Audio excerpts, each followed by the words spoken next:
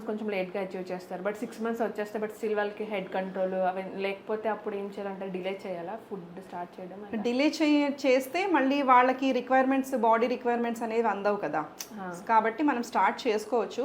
But మనం కొంచెం కేర్ఫుల్గా వాళ్ళకి ఇవ్వాల్సి వస్తుంది. ఇప్పుడు డెఫినెట్లీ సిట్టింగ్ పొజిషన్లోనే ఫీడ్ చేయాలి ఒకటి. Actually since breast feeding time నుంచి కూడా మనం ఎప్పుడు సిట్టింగ్ పొజిషన్లోనే పాలు ఇవ్వాలి, పడుకొని ఎప్పుడు పాలు ఇవ్వకూడదు. ఐ థింక్ లాస్ట్ టైం మనం మాట్లాడి ఉంటాం ఈ టాపిక్ గురించి. చోక్ అయ్యే ఛాన్స్ ఉంటుంది, ఇయర్స్లోకి వెళ్ళిపోయే ఛాన్స్ ఉంటుంది, and we will not know how much baby is actually swallowing. So ఇవన్నీ రీజన్స్ వల్ల మనం పడుకొని ఎప్పుడు కూడా పాలు ఇవ్వద్దు. The same thing applies here.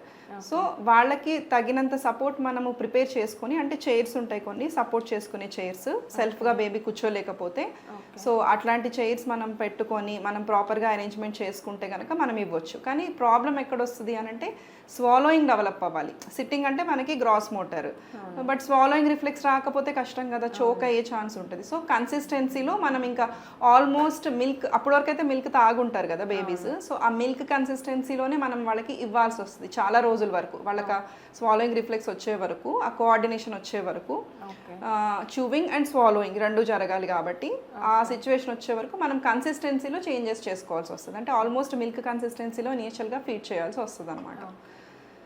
So దాని పరంగా మీరు ఫుడ్స్ ప్రిపేర్ చేసుకోవాల్సి వస్తుంది. అట్లాంటి అంటే కొంచెం స్పెషల్ నీడ్స్ ఉన్న పిల్లలకైతే మనం దాని పరంగా ఫుడ్స్ చేసుకోవాలి.